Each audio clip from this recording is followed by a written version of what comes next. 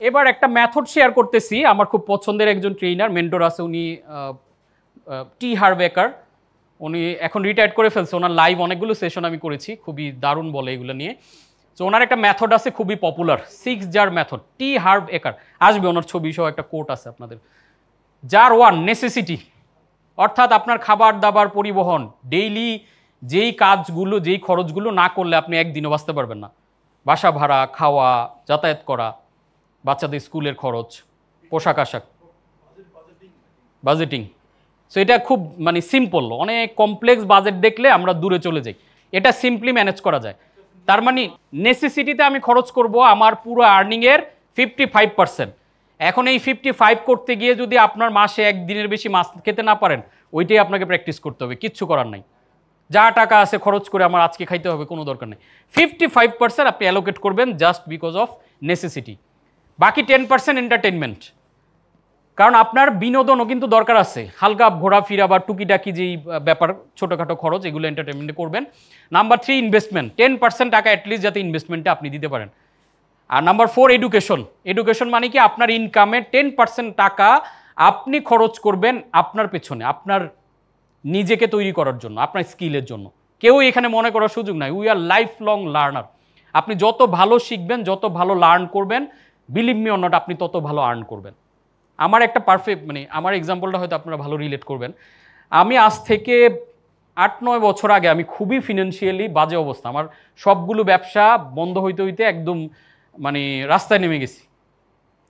ওই সময় আমি একটা ট্রেনিংয়ের সামহাও বিজ্ঞাপন দেখি, যেই ট্রেনিংটার ফি হচ্ছে 50,000 টাকা, এবং ওই সময় 50,000 টাকা আমার কাছে 50 লাখ টাকার সমান। কিন্তু ট্রেনিংটা আমার কাছে মনে হচ্ছে আমার জন্য রেলিভেন্ট এবং এটা আমার করার দরকার। সো আমি বেশ কয়েকজনের থেকে, আমার এক আঙ্কেল ছিল, ওনার কাছ থেকে ধার নিলাম 25,000 টাকার মতো, আর কিছু ম্যানেজ করতে পারেন কারণ এমনিতেই খুব খারাপ অবস্থা। আর হচ্ছে যেই একাডেমি ট্রেনিংটা করাচ্ছে তাদের সাথে কথা বললাম যে আমি বাকি পেমেন্টটা ইনস্টলমেন্টে দিতে চাই, তারা আমাকে সুযোগ দিল। আমি ওইটা করে ফেললাম। মানে কেন বোঝাচ্ছি, কেন স্কিলটা খুব জরুরি। করার পরে আজকে আমার যে অবস্থান, যাদের কাছ থেকে আমি ওই সময় ট্রেনিং করি, তাদের এখন এক দিনের সেশনে যারা যত টাকা পেমেন্ট নেয়, আমি এখন 1 ঘন্টায় সেই পরিমাণ পেমেন্ট পাই। তারপরে তো অনেক টাকা, আমি হ্যাপিনেস সার্টিফিকেশনের পিছনে 5 লাখ টাকা খরচ করছি, তো যেটা বাংলাদেশে এই টাকা দিয়ে অনার্স কমপ্লিট করে ফেলা যায় একটা প্রাইভেট ইউনিভার্সিটিতে।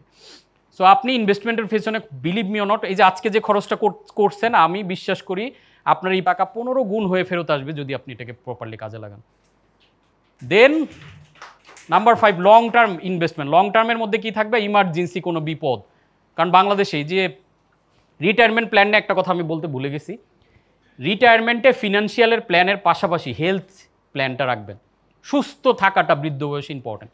এজন্য আজকে এমন হ্যাবিট ডেভেলপ করেন যাতে আপনি সহজে অসুস্থ, অ্যাক্সিডেন্টাল কিছু ঘটলে অন্য, কিন্তু আপনার লাইফস্টাইলের কারণে বাংলাদেশে 76% ডিজিজ হচ্ছে লাইফস্টাইল ডিজিজ। 76%। আমরা উল্টাপাল্টা খাই, উল্টাপাল্টা টাইমে ঘুমাই, আমাদের কোনো কিছু ডিসিপ্লিন নাই, বিধায় আমরা অসুস্থ হচ্ছি। এই জায়গাটা আজকে থেকে একটু মেনটেন করবেন। লং টার্মের ক্ষেত্রে আমাদের ড্রিম অ্যান্ড ইমার্জেন্সি দুইটা আমরা করবো। দেন 5% টাকা আমরা চ্যারিটিতে রাখবো। আমাদের জাকাতের জন্য 2.5 দিতে হয়, আর এক্সট্রা আপনি 2.5 রাখলেন আপনার মনের মতো করে, আপনি বৃদ্ধাশ্রম করা, আপনার ড্রিম কোনো প্রজেক্ট যেটা চ্যারিটির জন্য আপনি করবেন সেটা। ডেট ম্যানেজমেন্ট কীভাবে করবেন? Date snowball. স্নোবল জিনিসটা হচ্ছে আপনি যদি একটা বরফের পাহাড়ের উপরে ওঠেন, ছোট্ট এক টুকরা বরফ গোল করে ছেড়ে দিবেন, এটা যেতে যেতে দেখবেন যে আরও বড় হইতেছে। সো প্রথমে যেটা করবেন, পে স্মল ডেট ফার্স্ট। ছোট্ট ছোট্ট যে ঋণগুলো আছে, বন্ধুর কাছ থেকে 10,000 টাকা নিয়েছিলাম দিচ্ছি না, দিয়ে দেন। এইভাবে ছোটোগুলো আজকে সাইড থেকে ক্লিয়ার করে আস্তে আস্তে বড়গুলা। আর ডেট অ্যাভালেন্স যেটা, সেটা হচ্ছে pay highest interest debt first. আপনি হয়তো ব্যাংক থেকে লোন নিয়েছেন, আবার বন্ধুর থেকেও নিয়েছেন, ব্যাংকের যেটা ইন্টারেস্ট কম দিতে হয়, বন্ধুর কাছ থেকে নিচ্ছেন, ওকে মাসে মাসে 1,03,000 করে দিতে হয়, এটা আগে পরিশোধ করেন। বোঝা গেছে? যেই ঋণগুলো আপনার থেকে বেশি ইন্টারেস্ট নিচ্ছে, লস হচ্ছে, ওগুলো আগে যাবে। Be aware. একটা জিনিস খুব মনোযোগ দিয়ে খেয়াল করবেন, life is full of memories and moments. Never do unnecessary cost to glorify only one moment. যেই ভুলটা বাংলাদেশের এখন ঘরে ঘরে আমরা করতেছি, একটা মোমেন্টকে গ্লোরিফাই করতে গিয়ে আমরা 20 বছর ঋণে থাকতেছি। So don't say I am busy so I have no time to manage money, এই কথাটা কখনো বলা যাবে না।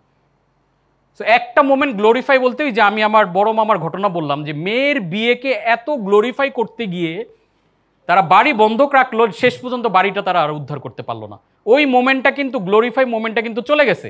এখন লাইফের যে আদার্স মোমেন্টগুলো এখন এই পেইনটা তারা বয়ে বেড়াচ্ছে। সো একটা মোমেন্টে বিয়ের অনুষ্ঠান অনেক বড় করে করতে গিয়ে ঋণ করে, এবং সিঙ্গাপুরের ন্যাশনাল ইউনিভার্সিটির একটা রিসার্চ হয়েছে এটা নিয়ে, যারা ঋণ করে বিয়ে করে এদের মধ্যে ডিভোর্সের পার্সেন্টেজ বেশি, কারণ ওই ঋণের চাপের কারণে তারা স্ট্রেস হয়, ঠিকমতো পরিশোধ করতে পারে না। আপনার যতটুকু আছে এর মধ্যে সিম্পলি করেন না, সোসাইটিকে দেখাইতে হবে 9 দিন ব্যাপী অনুষ্ঠান হয় এখন, সেইগুলো আমাদের কাছ থেকে টাকা নিয়ে নেওয়ার ফোন দিয়ে আর কিছু না। তো এই যে টেসলা, নিকোলাস টেসলার নাম শুনেছেন না, বিখ্যাত বিজ্ঞানী, সে দেউলিয়া হয়ে মারা গেছে। বরিস বেকার 90s সে ছিল one of the best tennis player এবং $100 মিলিয়ন আর্ন করছে সে, কিন্তু মানি ম্যানেজমেন্ট ঠিকমতো না করায় সে দেউলিয়া হয়ে মারা গেছে। মানি ম্যানেজমেন্টের ক্ষেত্রে আর্নিং ইম্পর্টেন্ট না, আপনার ম্যানেজ যতটুকু আর্ন করছেন ততটুকু কিভাবে ম্যানেজ করছে এটা খুব ইম্পর্টেন্ট। কিছু ফিনান্সিয়াল টার্মস অ্যান্ড কন্ডিশন যেগুলো একটু জেনে রাখবেন, আমি জাস্ট লিখে গেছি, ইনফ্লেশন বোঝেন। অ্যাসেট অ্যান্ড লাইবিলিটি নিয়ে একটু বলবো। অ্যাসেট বলতে আমরা গাড়ি কিনলাম, বাড়ি করলাম, হয়তো আমাদের ফিনান্সিয়াল টার্মস অ্যান্ড কন্ডিশনে এটা অ্যাসেট, বাট আক্ষরিক অর্থে প্র্যাকটিক্যাল অর্থে যদি চিন্তা করেন গাড়ি কিন্তু আসলে অ্যাসেট না। So an asset puts money in your pocket, a liability tax money out of your pocket. Simple definition, বই পুস্তকে অর্থনীতিতে অনেকভাবে পাবেন, ওই দিকে ফোকাস না করে এটা মাথায় রাখবেন আপনার অ্যাসেট অ্যান্ড লাইবিলিটি চিনতে। লাইবিলিটি হচ্ছে ওইটা যেটা আপনার পকেট থেকে টাকা বের করে নিয়ে যায়, আর অ্যাসেট হচ্ছে যেটা যেটা আপনার পকেটে এসে টাকা দিয়ে যায়। ক্লিয়ার? সো এইভাবে আমরা এখন থেকে অ্যাসেট, গাড়ি কিনছি, গাড়ি কি করে, পকেটে টাকা দেয় না নেয়? যদি গাড়ি বিজনেসের জন্য কিনে না আলাদা, যে আমার একটা রেন্ট টেকার বানাইছি আমি 20টা গাড়ি কিনে, ওইটা আলাদা, ও আপনাকে টাকা দিচ্ছে, তার মানে এটা অ্যাসেট। আর যখন ও আমার কাছ থেকে মাসে মাসে টাকা বের করে নিয়ে যাচ্ছে ডেইলি, তার মানে ও আমার জন্য লাইবিলিটি। মাথায় থাকবে। অপরচুনিটি কস্ট, এটাও খুব কমন জিনিস, আপনারা জানেন যে এক জমিতে আপনি যদি 1 বিঘার একটা জমি আপনি পুরোটায় ধান রোপণ করলে শুধু ধান পাবেন, আর যদি চিন্তা করেন অর্ধেক গম আর অর্ধেক ধান করব, তাহলে আপনি অর্ধেক ধান এবং অর্ধেক গম পাবেন। তার মানে আপনি আপনার টাকা কোনভাবে ইনভেস্ট করবেন এটা খুব ইম্পর্টেন্ট, কারণ টাকা তো লিমিটেড, আনলিমিটেড টাকা আমাদের কারোরই না। সেই অপরচুনিটি কস্টটা যাতে আমরা খেয়াল রাখি, আমি এক জায়গায় একটা কাজ করতে গিয়ে অন্য জায়গায় যাতে এফেক্ট তৈরি না হয়। কেন এটা বলছি, আমাদের দেশের একটা টেন্ডেন্সি আছে যে বাচ্চাদের পড়াশোনা করাইতে হবে অনেক ভালো জায়গায়, ইংলিশ মিডিয়ামে দিতে হবে, সবচেয়ে দামি স্কুলে দিতে হবে। ইভেন আমি এমন অনেককে দেখেছি যে বাচ্চাকে সমস্ত টাকা জমি জমা বিক্রি করে বিদেশে পাঠাইছে, বাচ্চা 2 বছর পর পড়াশোনা শেষ না করে দেশে চলে আসে, ফ্যামিলি সারা জীবনের জন্য শেষ।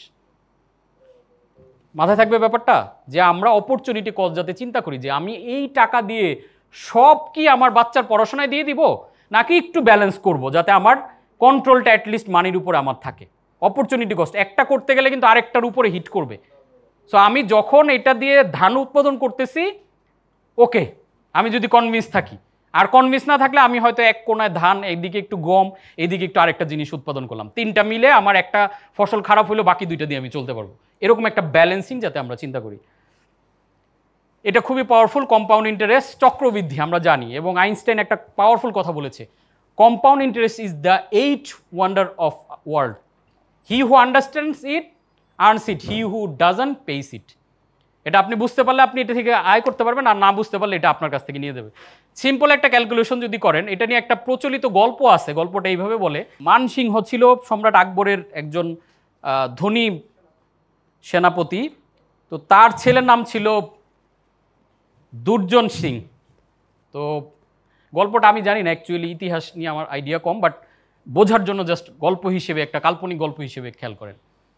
সো আকবরের যখন একবার খুব ক্রাইসিস পিরিয়ড হয়, সে মানসিংহকে একটা চিঠি লিখে পাঠায় যে আমার কিছু টাকা পয়সা দরকার, কিছু স্বর্ণ মুদ্রা আমাকে পাঠাও।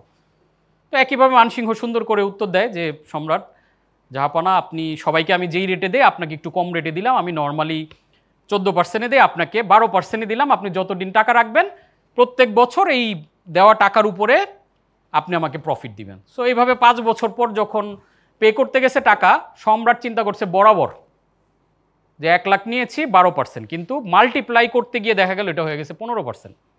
দ্যাটস ইট, এই কাহিনী গেল। দুর্জন সিং যে, তার চিন্তা হচ্ছে যে আমি এই ভারতবর্ষের মালিক হব। তো সম্রাট আকবর মারা গেছে, তারপরে তার ছেলেপেলেরা যারাই হইছে এরকম একজন, সেও এরকম অভাবে পড়ছে। অভাবে পড়ার পরে সে দুর্জন সিং আগায় গেছে, আগায় গিয়ে বলল যে আমি আপনাকে হেল্প করতেছি, 20,000 স্বর্ণমুদ্রা আপনাকে দিলাম, এবং আপনার জন্য এক্সট্রা বেনিফিট যেটা, সেটা হলো এই টাকা আপনার জীবিত অবস্থায় দিতে হবে না। এরকম অফার পেলে আমরা খুশি না সবাই? কী রে, টাকা দিবে, এই টাকা আমার জীবিত অবস্থায় দিতে হবে না, ভালো তো, আমি এনজয় করি। ওকে, ও টাকা নিছে। কত বছর পর? ও মোটামুটি অনেক বছর চালায়, 50 বছর হয়ে গেছে মাঝখানে। 50 বছর হওয়ার পরে নতুন রাজা ওইখানে আসনে উঠবে। তো নতুন রাজা যখন প্রথম দিন মুকুট নিতে যাবে, তখন দুর্জন সিং হাজির হয়েছে যে থামান, এই রাজ্য তো এখন আমার। কিভাবে তোমার? এই যে দেখো, তোমার বাবা আমার কাছ থেকে 20,000 স্বর্ণমুদ্রা নিয়েছিল 50 বছরে, এই কম্পাউন্ড ইন্টারেস্ট। এটা হিসেব করে কত টাকা হয়েছে জানেন? 20,000 স্বর্ণমুদ্রা 50 বছরে অলমোস্ট 60 লাখ স্বর্ণমুদ্রা হয়ে গেছে। মানে পুরা সভাসদ যারা ছিলে, হিসাব করতে করতে মাথা নষ্ট, যে যতবারই হিসাব করে রাজ্যের সমস্ত স্বর্ণ দিয়ে এটা কাভার হয় না। এটা এত পাওয়ারফুল একটা জিনিস। সো কম্পাউন্ড ইন্টারেস্টটা আমরা একটু যেতে, মানে কীরকম, এটা সিম্পলিফাই করলে আপনি 100 টাকা ইনভেস্ট করলেন বা 1 লাখ টাকা ইনভেস্ট করলেন, এইখান থেকে 10,000 টাকা পেলেন। পরের মাসে 1,10,000 ইনভেস্ট করলে আপনি একটু বেশি পাবেন না, 11,000 পাবেন। এরপরে 1,11,000 ইনভেস্ট করলে যা হবে, এইভাবে পুরো জিনিসটা রোল আউট করে। চেষ্টা করবেন যেখানে ইনভেস্ট করেন এই ফরম্যাটে ইনভেস্টমেন্টটা করতে। ল অফ মানি, এটা আমি শুরুতে বলে শুরু করেছিলাম। The first law of money is you must be either the master of or the slave of money, you can be both. আপনি দুইটা হইতে পারবেন না, হয় টাকার মনিব হবেন অথবা দাস হবেন। আর একটা মনে রাখতে হবে যে money is bad master but the best servant. টাকাকে যদি ঠিক মতো কাজে লাগাইতে পারেন, এটা বেস্ট সার্ভেন্ট। আর কাজে না লাগাইতে পারলে ও কিন্তু ব্যাড মাস্টার, আপনার উপর ছুরি ঘুরাবে। So 3D 7D millionaire model. Millionaire বলতে বাংলাদেশি না, ডলারে মিলিয়নিয়ার হওয়ার কথা বোঝাচ্ছি। প্রথমত ড্রিম বিগ, বড় স্বপ্ন দেখতে হবে। ডিটারমিনেশন, আমাদের স্যাক্রিফাইস করার মেন্টালিটি থাকতে হবে। আপনি যখন ধনী হওয়ার জার্নিতে আসবেন, আপনাকে নতুন করে পড়াশোনা শুরু করতে হবে, আপনাকে হয়তো ওয়ার্কআউট করতে হবে, পরিশ্রম বাড়াই দিতে হবে, একটু স্মার্ট ওয়ার্কের দিকে যেতে হবে। So ready to sacrifice. আমি একটা কিছু পেতে গেলে আরেকটা কিছু যে হারাবো, আমার হয়তো 2 ঘন্টা আগে বেশি রেস্ট নিতেন, ওইটা হয়তো পারবেন না। এই স্যাক্রিফাইসগুলো চিন্তা করতে হবে। Decide, Canadian decision. আমাদের জন এফ কেনেডির নাম শুনেছি না আমরা সবাই? উনি কিন্তু একটা খুব পাওয়ারফুল, আমেরিকা চাঁদে যাওয়া নিয়ে গবেষণা করতেছিল, ভুল ক্রমে বক্তৃতায় বলে ফেলছিল আমি এরকম অমুক সালে চাঁদে যাবে। নাসার বিজ্ঞানীরা বলতেছে স্যার আপনি তো কি বললেন, সরি বলে ফেলেন। সে সরি বলে নাই। পরের দিন মিটিং ডাকছে, সবাই বলতেছে যে এই স্যার এক কাজ করেন, আপনি একটা প্রেস নোট লিখে দেয়, এটা আমরা সারা বিশ্বের, কারণ CNN বিবিসির মাধ্যমে সারা পৃথিবীতে ছড়াই গেছে, আর রাশিয়া তখন ওইটা নিয়ে গবেষণা করতেছিল। সো সবাই মিলে তাকে নিষেধ করার পরও কেনেডি যখন বক্তব্য দিতে দাঁড়াইছে, তখন একটা কথা সিম্পলি বলছে যে as an American president I have uttered the line, so you have to make it true. আমি একজন আমেরিকান প্রেসিডেন্ট হিসেবে এই কথা বলে ফেলছি, তোমার নাসার গবেষণা কি বললে আমার দেখার বিষয় না, তোমার কাজ ওইটাকে সত্য প্রমাণ করা। আপনার ডিসিশন হইতে হবে এরকম যে আমি ধনী হব, আমি একটা stable financially abundance life lead করবো। এই ডিসিশন যদি আপনি, এরপর মন্দা হোক বা না হোক, দেশের অবস্থা যা হোক, আমি আমার জায়গায় ঠিক থাকবো, এইভাবে যখন আপনি ডিসাইডেড করবেন, তখন দেখবেন যে কেউ নাই আপনাকে থামায় রাখতে পারবে। দেন ডিক্লারেশন, আপনি কি হতে চান এই ডিক্লারেশনটা দিতে হবে নিজেকে এবং আশেপাশের মানুষজনকে, যে আমি ফিনান্সিয়ালি ইন্ডিপেন্ডেন্স হব। দেন ডিজাইন, কিভাবে হবেন এই রোড ম্যাপটা আপনি পুরো সাজায় ফেলতে হবে, কোথায় ইনভেস্ট করবেন, কত টাকা কাজে লাগাবেন, স্পেন্ডিং বাজেট করে কিভাবে কমায় আনবেন। দেন ডু ইট, এটাকে প্রতিনিয়ত করে ফেলা। আমি শুধু কাগজ কলমে করলাম, বাস্তবে করলাম না, হবে না, কন্টিনিউ করা। দেন ডেলিগেট, টিম অ্যাসাইন করা। আমার যখন ব্যবসা হইতেছে আস্তে আস্তে ডেলিগেট করে দিতে হবে। সো এগুলো সিম্পল, এই জন্য আমি একটু দ্রুত যাচ্ছি। 8 সিক্রেট বিলিভ অফ মিলিয়নিয়ার। কি কি? Value your self. মিলিয়নিয়াররা নিজেদেরকে ভ্যালু দেয়, বিকজ আই ডিজার্ভ ইট। আমরা বলি না যে টাকা আমার জন্য না, আমি ধনী হইতে পারবো না, না, আপনি বলবেন আই ডিজার্ভ ইট। একটা ভালো লাইফ আপনি ডিজার্ভ করেন। সৃষ্টিকর্তা আপনাকে একটা সেরা লাইফ লিড করার জন্য পৃথিবীতে পাঠাইছে, কেন আপনি লিড করবেন না? So accept responsibility for their lives. Rich people কি করে? তাদের লাইফের দায়িত্ব নিজেরা নেয়, অন্য মানুষকে ব্লেম করে না। Smart work pace, not hard work, এটা আমরা আলাপ করেছি। লেভারেজ ক্রিয়েটস ওয়েলথ, আমরা আলাপ করেছি। Believe in self education. যারা রিচ পিপল, যারা মিলিয়নিয়ার, তারা সেলফ এডুকেশনে বিলিভ করে, not university or academic education. তারা চিন্তা করে যে আমি যদি নিজেকে নিজে তৈরি করি, যে স্কিলটা আমার দরকার, ইউনিভার্সিটি শিখাবে না, কিন্তু আপনার লাইফের প্রয়োজনে আপনি এটা শিখে নেবেন। কমফোর্টেবল বিইং আনকমফোর্টেবল, আপনাকে আনকমফোর্টেবল জিনিসে অভ্যস্ত হতে হবে। কেন? কারণ আমাদের লাইফে আপনি দেখেন, জীবনে সফল হতে গেলে, ধনী হতে গেলে আপনার মন যা চায় তা করলে আপনি হতে পারবেন না, বরং যেটা করা প্রয়োজন সেটা আপনাকে করতে হবে। আপনার ধরেন সকালে ওঠা প্রয়োজন, এটা কি ভাল লাগে? কাজ করা প্রয়োজন, ভাল লাগে? মজার ব্যাপার হচ্ছে আমাদের লাইফের দেখবেন সমস্ত অ্যাচিভমেন্টগুলো ভালো লাগে না ওইসব কাজ করলে আসে। বই পড়তে ভাল লাগে? আরে এতকাল তো পড়লাম, আবার কষ্ট করে, আমার ভাল লাগে না ট্রুলি। কিন্তু এখন ভালো লাগা না লাগা দিয়ে বিষয় না, আমাকে ভালো থাকতে হলে এই কাজটা আমাকে করতে হবে।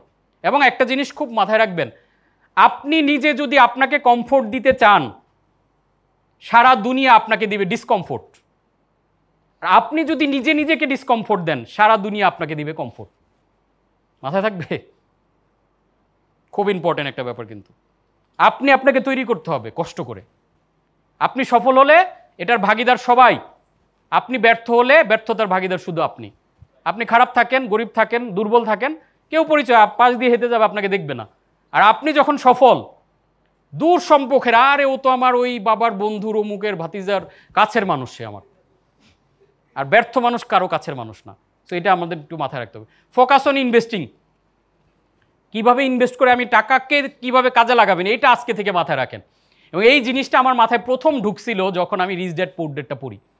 ছোট্ট ছোট্ট দিয়ে চিন্তা করেন, আমি 5,000 টাকা দিয়ে কীভাবে এটা 6,000 করবো, 6,000 দিয়ে এটাকে কীভাবে 8,000 করবো, 8,000 থেকে কীভাবে 10,000 করবো। এই ফর্মেটে আগেলে দেখবেন যে আপনি একসময় ধনী হয়ে গেছেন।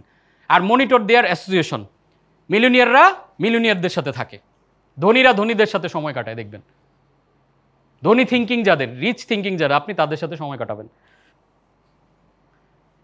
হ্যাঁ, এটা একটা মজার জিনিস, এটাকে বলা হয় আরিগাতো টেকনিক।